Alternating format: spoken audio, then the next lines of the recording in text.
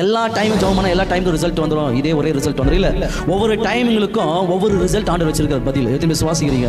அப்போ இந்த 12 AM-லேருந்து 3 AM-க்கு நீங்கள் ஜெபம் பண்ணீங்கன்னாக்கா உங்கள் விசுவாசம் பலப்பட ஆரம்பிச்சோம். ஜஸ்ட் சாப்டர் 7 verses 9 வாசி. அந்த ராத்திரி அப்படின்னு தொடங்குது இல்லையா, அது எந்த டைம்னா 12 AM to 3 AM.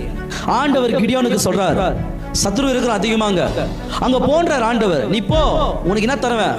பலனை தருவேன். நீ எதெல்லாம் எதெல்லாம் எதெல்லாம் உனக்கு தேவையோ, எதெல்லாம் உனக்கு வேணுமோ அது உன் கையில கொடுப்பேன். ஏன் உன் சத்ருவே உன் கையில கொடுப்பேன், நீ போ தைரியமா. 12 மணிலேருந்து 3 மணி வரைக்கும் இந்த டைம்ல என்ன பண்ண போ சொல்றாரு. நீ போ, உன் சத்ருவே உன் கையில கொடுப்பேன். இந்த டைம்ல நீங்க ஜெபம் பண்ணீங்கன்னா உங்க கையில் ஆசீர்வாதங்களை தேவன் கொடுப்பார். நீங்க எதிர்பார்த்து கொண்டு இருக்கிற உங்களுக்கு பதில் தேவன் கொடுப்பார். ஏன் உன் சத்ருவே உன் கையில ஒப்புவிப்பார். உங்களுக்கு ஒரு எக்ஸாம்பிள் சொல்ல கவனிங்க. நைட் டைம்ல யாரோ ப்ரேயர் பண்றதுல இந்த 12 மணிலேருந்து 3 மணி விசுவாசம் பலப்படாது. ஆவிக்குரிய விஷயங்களை அதெல்லாம் நீங்க பார்க்கவும் முடியாது, ஆசீர்வாதங்களையும் உங்களால பெற முடியாது. அது அந்த டைம்ல ஜெபிக்காதவங்களுக்கு என்ன நடக்கும் தெரியுமா? காத்தால எழுந்ததுமே அவங்க வாழ்க்கையில் எல்லாமே வெறுமையா இருக்கும். காத்தால எழுந்ததுமே ஒரு மாதிரி சோர்வாவே இருக்கும், ஷோல்டர் பெயின் மாதிரி, கை கால்னோ ஒரு மாதிரி எழுந்துக்குவாங்க காத்தால. அடுத்து நீங்க பாத்தீங்கன்னா காத்தால எழுந்ததுமே ஒரு மன அழுத்தம்.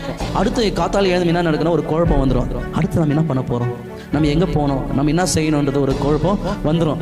ஏன் இதெல்லாம் காத்தால எழுந்ததுமே இது ஏன் வருதுனாக்கா அந்த டைம் நீங்க ஜெபம் பண்றதுல உங்க விசுவாசம் பலப்படல. அந்த டைமுக்கு எல்லாருமே ஜெபம் பண்ணாதனால தான் எல்லாரும் என்ன பண்றாங்கன்னா ஆண்டவர் கேள்வி கேட்கறது, எனக்கு என்ன பண்ணிட்டீங்க ஆண்டவரே, நான் உனக்கு உண்மையா இருக்கிறேன் அல்லவா, நான் உனக்கு காணிக்கை கொடுக்குறேன் இல்லையா, நான் உனக்கு தசமம் கொடுக்குறேன் இல்லையா, நான் உபவாசம் எடுத்து ஜெபிக்கிறேன் இல்லையா, உன்னை பத்தி ஒரு 10 பேருக்கு ஒரு 20 பேருக்கு நான் சொல்றேன் இல்லையா, ஏன் என் வாழ்க்கையில் இன்னும் மாற்றங்கள் இல்லை அப்படின்னா இந்த டைம்ல இந்த டைமுக்கு நீங்க என்ன பண்றது இல்ல ஜெபிக்கிறதுனால. ஒரு 6 மாசத்துக்கு முன்னே நடந்தது சொல்ற கேளுங்க. என் வாழ்க்கையில எனக்கு என்ன ஃபீல் ஆகுதுனாக்கா யாரும் என் பின்னால் வர்ற மாதிரியே இருக்குது. நான் உட்கார என் ரூமுக்குள்ள யாரும் என் பக்கத்தில் உட்கார மாதிரியே ஃபீல் ஆகுது.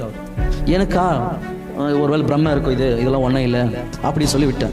சரி அட்லீஸ்ட் நம்ம ஒரு சின்ன ப்ரேயர்னா பண்ணலாம் ரூமில், எனக்கு அந்த மாதிரி ஃபீல் ஆகுதுன்னு சொல்லிட்டு முட்டி போட்டு ஜெபம் பண்ணா பக்கத்தில் யாரோ ஒரு சவுண்டு கேட்டதுமே அலர்ட் இயேசுவின் நாமத்தினால எந்த ஆவிகள் இருந்தாலும் கட்டுற அப்படின்னு சொல்லிட்டு நான் கத்த ஆரம்பிச்சிட்டதுமே சரி ஜெபம் பண்ணி முடிச்சிட்டேன். அதுக்கப்புறம் திரும்பி என்ன பண்ண போயிட்டு தண்ணி குடிக்கலான்னு தண்ணி குடிச்சிட்டு மறுபடியும் இப்படி வர ரூமுக்குள்ளே வர என் பின்னால் யாரும் வர மாதிரியே ஃபீல் ஆகுது. எனக்கு இது அந்த ஃபீல் ஆயினே இருக்குது. என்ன அதுலேருந்து என்னால் வெளியே வர முடியல. இது தொடர்ந்து 1 வாரமாக எனக்கு நடந்துனே இருந்துச்சு. எங்கேயாச்சும் வண்டியில் போனால் கூட என் வண்டியில் யாரும் பின்னால் உட்காந்துக்கிற மாதிரி ஃபீல். எனக்கா என்ன பண்ண தெரியல. அப்போதான் ஆண்டவர் சில விஷயங்கள் என்னோட பேசினா மானிட்டரிங் ஸ்பிரிட், கண்காணிக்கிற ஆவி. இதை நான் மேற்கொள்ள ஜெபம் பண்ணுறேன், அந்நிய பாஷைகளை பேசுகிறேன், என்னால் என்ன பண்ண முடியல, மேற்கொள்ள முடியல.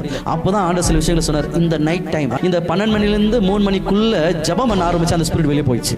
என் விசுவாசி இன்னும் பலப்பட ஆரம்பிச்சு. ஜெபம் பண்ணி முடிச்சு பேர் மறுநாள் ஒரு வீட்டுக்கு ஜெபம் பண்ற பிசாசு என்கிட்ட பேசுது, ஏன் என்னை மறுபடியும் ரோதனை கொடுக்க வர, என்னை ரொம்ப டார்ச்சர் கொடுக்க வரேன். அப்போ எந்த லெவலுக்கு அந்த ஸ்பிரிட் எந்த லெவலுக்கு ஆண்டவர் என்னை கொண்டு போய் வச்சிருப்பார்.